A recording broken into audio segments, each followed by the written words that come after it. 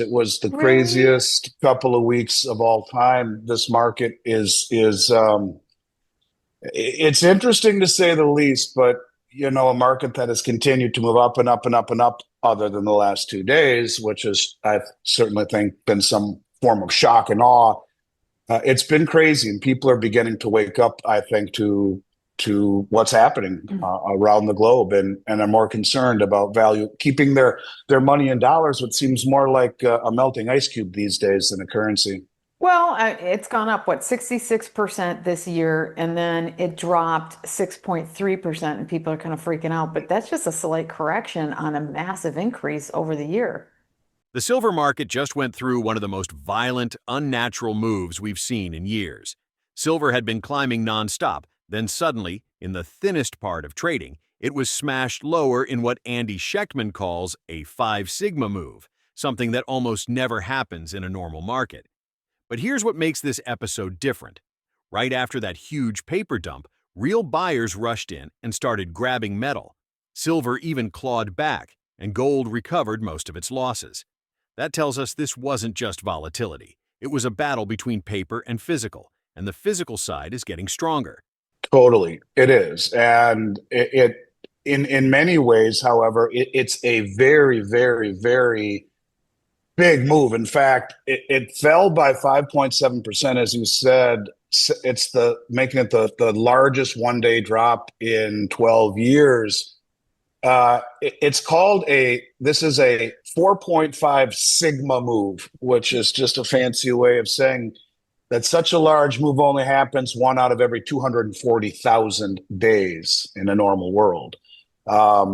It's very unusual to what we So saw, no question about it. you're thinking big players did some kind of move to make this happen. It wasn't organic by all the different little investors. There were some big Well, players that did something, right? I mean, it's like this trader, whoever it was, whichever entity did this, if it were a real trader, they would be fired and shot, and probably not in that order, because there was a massive, and I mean a huge dump of paper metal onto the market in probably the most inopportune, thinly traded market you could ever ask for. It was certainly not done in an effort to maximize return on what they were selling.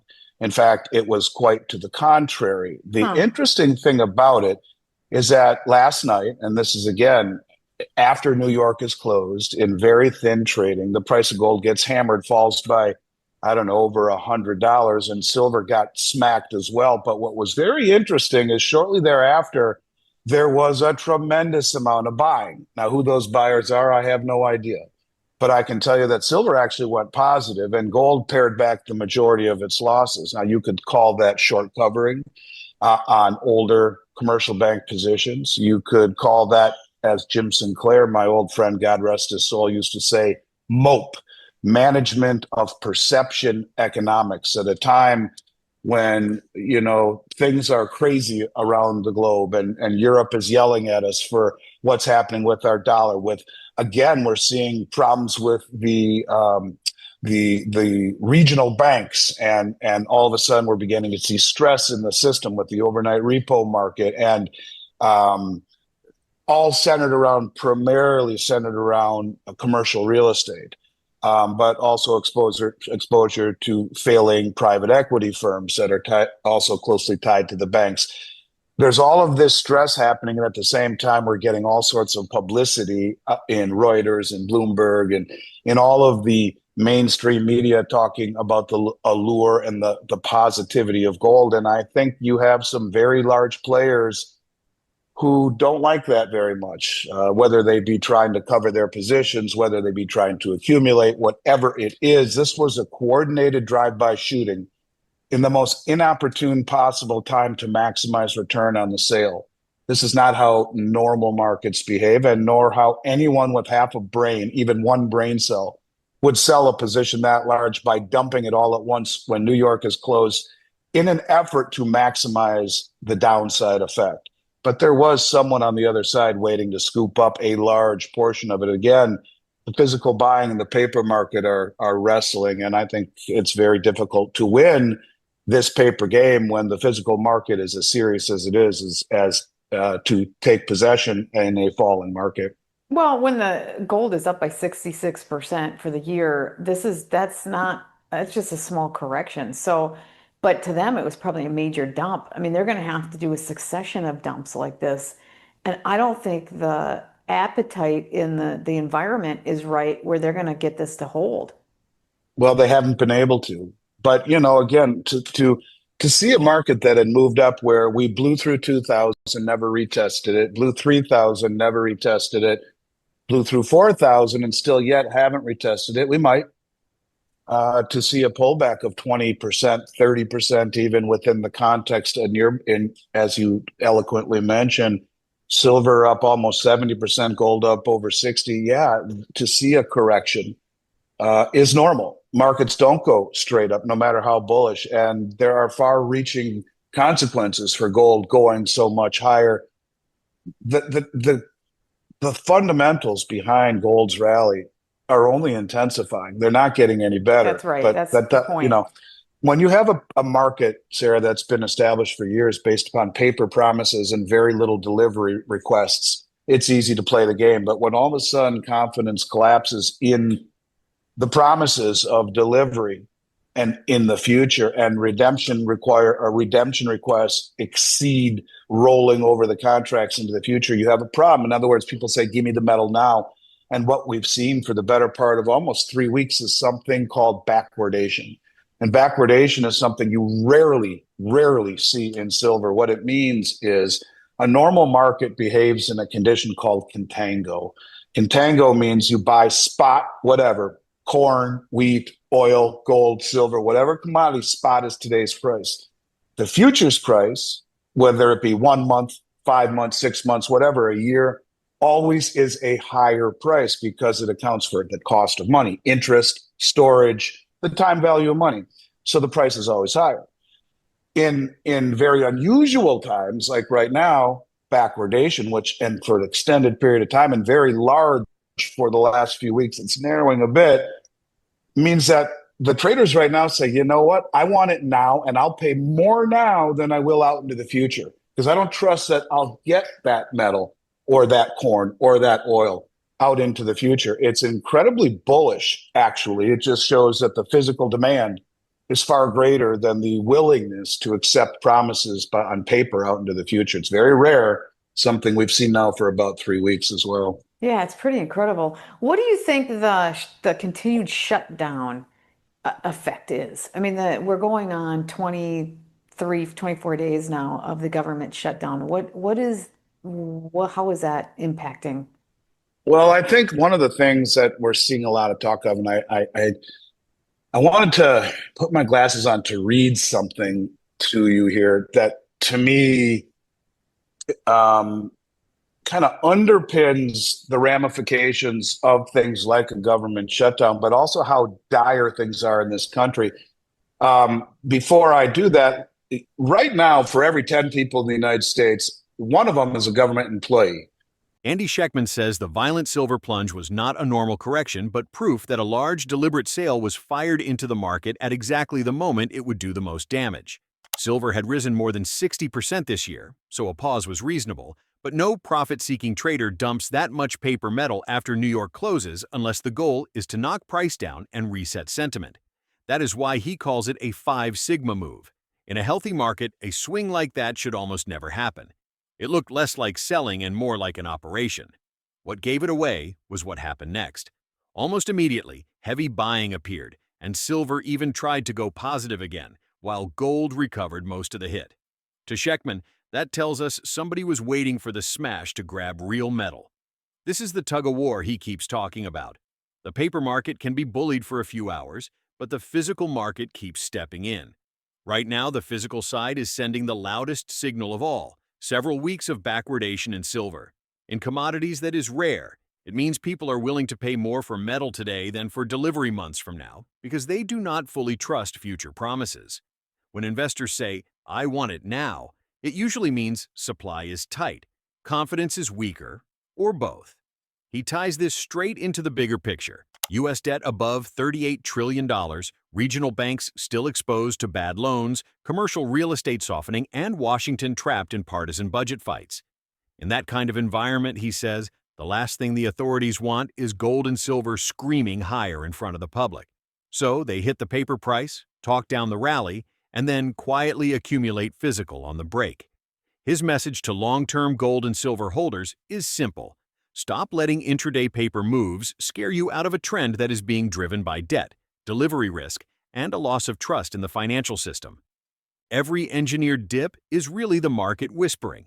This is your chance to get the real stuff before everyone else notices. And remember, as Schectman keeps repeating, price on a screen is not the same thing as metal in your hand. The screen can be rigged for a day, delivery cannot. When that difference becomes obvious to the crowd, premiums spike and supply disappears. Act now. 5 of them are unemployed and 4 have productive jobs. That means 4 out of 10 people produce everything and everyone else just consumes. Now, some of these people are retired and some of them are too young to work. But the point of it is that we don't have many people pulling the wagon. And when you talk about government jobs, they're not producing anything. They use the taxes that we give them to do things. They're not producing anything. The production is what provides the taxes. With that being said, approximately 1 in 3 Americans received government assistance in 2022, nearly half of them all being children benefiting from at least one program. More specifically, currently, about 12.5% of the population receives food stamps. Roughly 20% of that population receives or lives with someone who receives benefits from programs like SNAP, which is the food stamp program. 1 in 3 Americans, about 30% of the population, has participated in social safety net programs. And so basically, what I'm getting at is that there's actually about a 30 or 35% odds, and there's actually sites out there that are quoting these odds, that the food stamp program doesn't get funded because of the stalemate between the Democrats and the Republicans, where the Democrats say we're not gonna refund the government unless you provide health care to illegal immigrants. Now, I don't know. I mean, that just seems kind of silly to me, and I don't want this to turn political, but it would seem it would be more relevant to take care of the people in this country than the people who are here illegally, the citizens of this country who, for whatever reason, are less fortunate. But it's a big number.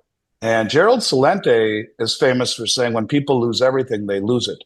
And God forbid you have 12% of the country wake up to no food stamps and an inability to eat. And this partisanship is it's got to end. It's just been nonstop now for so many years. It's disgusting. And I don't know. I think they would push it that far. People believe, there's many people that believe that they're trying to create a civil war kind of environment. It sure feels that way. If you keep people from being able to get food stamps, that would trigger a more serious situation. I mean, that could, 100%. 100%, Sarah.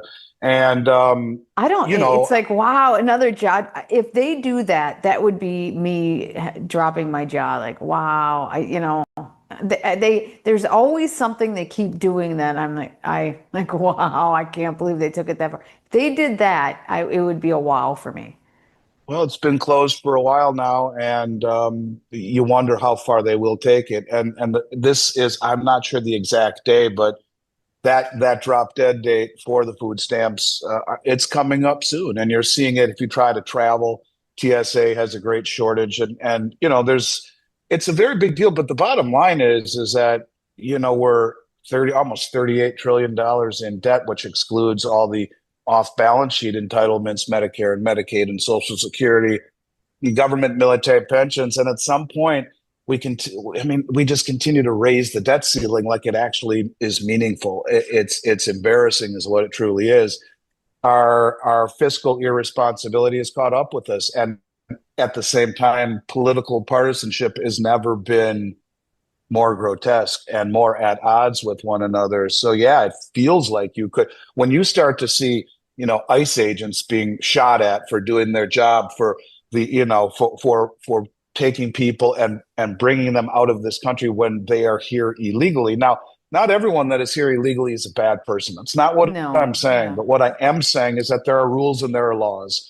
And, at some point, that is what our culture is based upon. That's why we have been the greatest country in the world forever, because we have a system of an equal system of justice. And during the previous administration, there was a perception of two-tier status of justice. We've Well, had immigration laws that welcomed everyone if you come and do it the right way. And all of these things that we've talked about, it just seems that half of the government wants to focus on this and half wants to not. And I don't know how it ends, but it's certainly kind of ugly already.